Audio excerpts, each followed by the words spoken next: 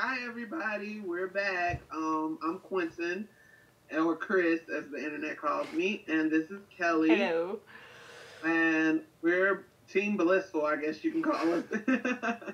um, we just want to touch bases with you guys about a few things that's going on in our life and what's going on with Blissful. We totally apologize that the trek has kind of slowed down because a lot of you guys have really supported us from day one when we brought Blissful out, and we really want to tell you that it's not going anywhere. That's first and foremost. We're here to stay. We're here to work on this series. My work life and my personal life got really chaotic recently, so like we had episodes planned already and written, but what it was is we retooled our whole first season. Yay!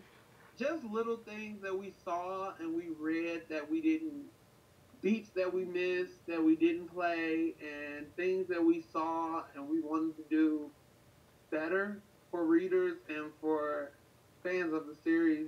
We wanted to retool it. So we retooled our first season, and then we got hit by inspiration.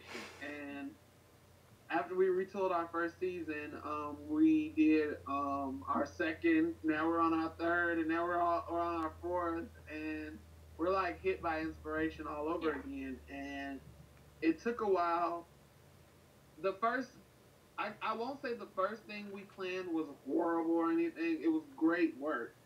It's just sometimes you look at your series and you say, well, I didn't see that they were going to have chemistry, and I never knew that these two people were going to do this together. And you know what? Instead of making this person this and killing this person, let's do this. And it really worked to our advantage for the story. And you're going to get a roller coaster come season 2. I want to say that I pumped up the volume in the story a little bit.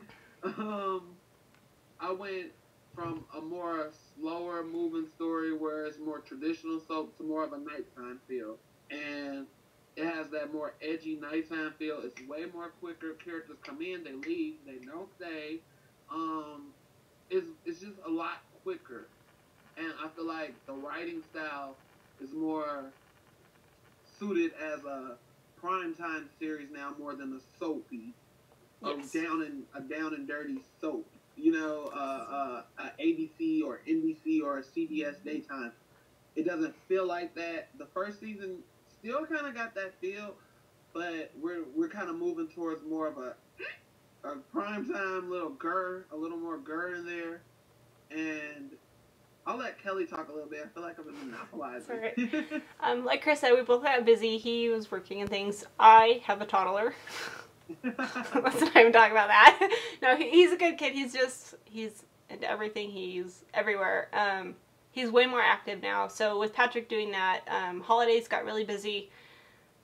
His birthday is in November. My birthday is in November. Thanksgiving, Christmas. So through November and December we were slammed. And like Chris said, we took some time off to really retool season 1. There was just a lot of things. We had to add some more episodes in just because it was really a short season where there needed to be a little more story there to merge the 2 seasons together. Also, we do have up to episode 16 written. One of the main reasons of our delay was because our editor that we paid to edit our episodes disappeared off the face of the planet. So we've been hurriedly trying to find an editor. I really want to thank Ashley from Valley of Angel. She is our new editor, and Thank you, Ashley. We are trading services. I am doing her website, and she will be editing our series. Editing is not my strong suit, nor is it Chris's. We just write and go with the flow, call it good, and be done. So we do need that fine combing. Like Chris said, we do have... I'm in the middle of planning season 4. And we should mention that when we plan, how the series works too with our planning and our storyline is that each of us plans 2 seasons at a time.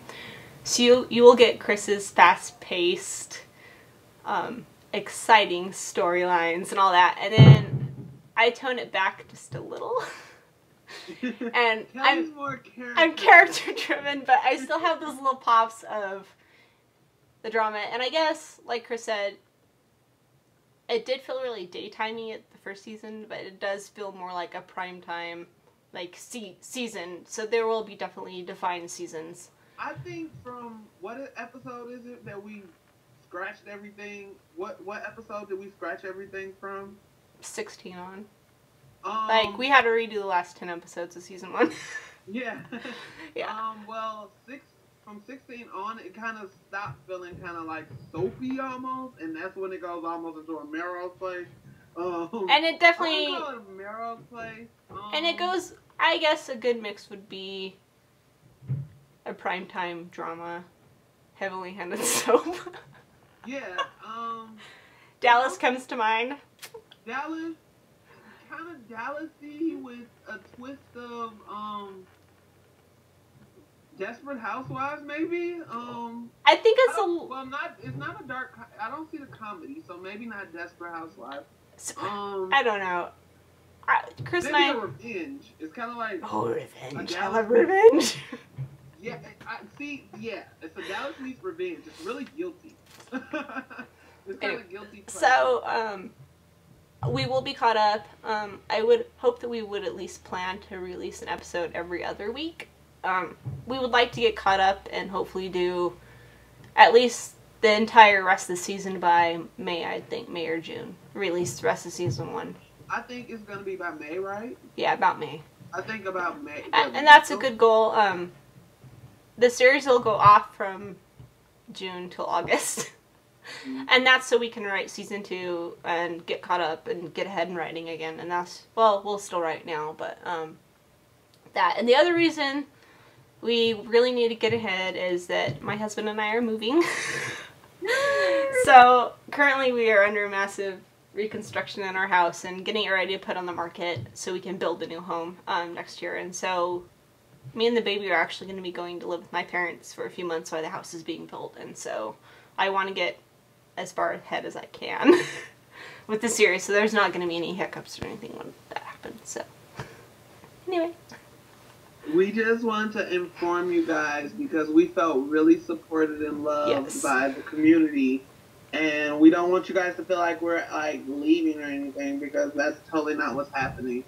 The retool actually has given me a breath of fresh air with the series. Yes, it definitely has. We took a lot of liberties, and we took a lot of, I think we took a lot of risks by completely changing how we were going to do things. Yeah, how the speed of the series from 16 on. So, like, from 16 you get, like, our original vision, and then, like... It goes off the rails from there. It goes grr. Yeah.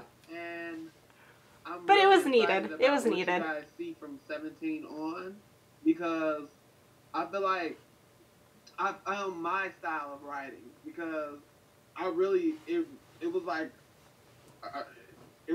just go with it. And once I went with it, Kelly like didn't know some of the things I was plotting to do, and I didn't even know. And that's one of the great things about writing.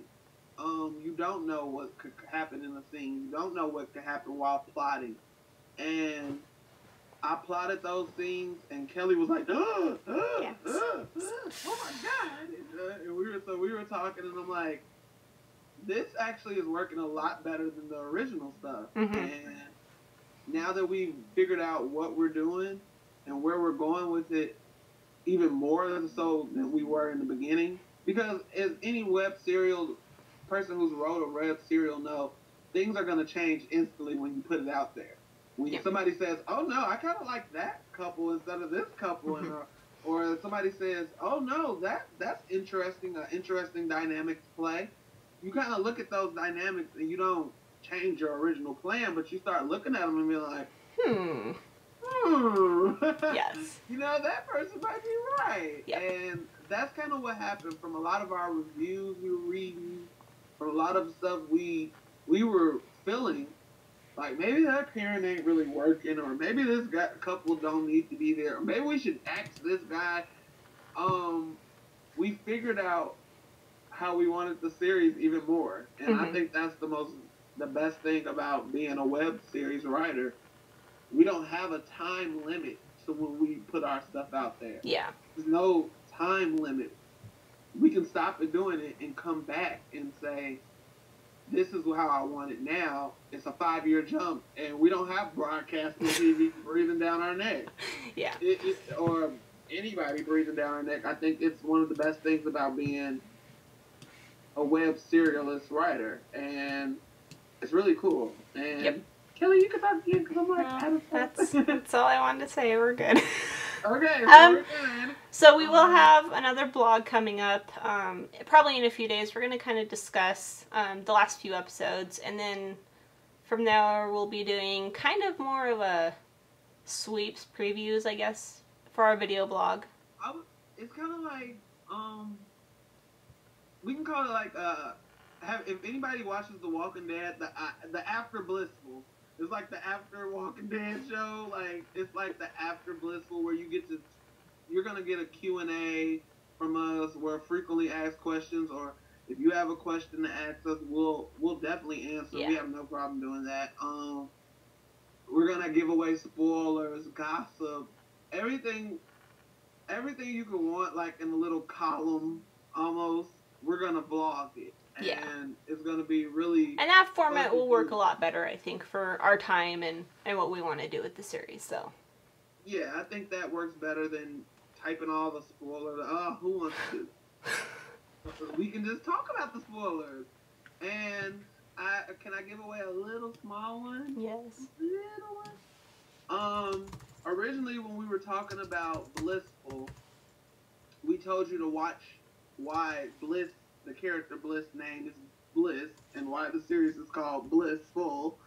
What I'm gonna say is, we're not pursuing that as of now.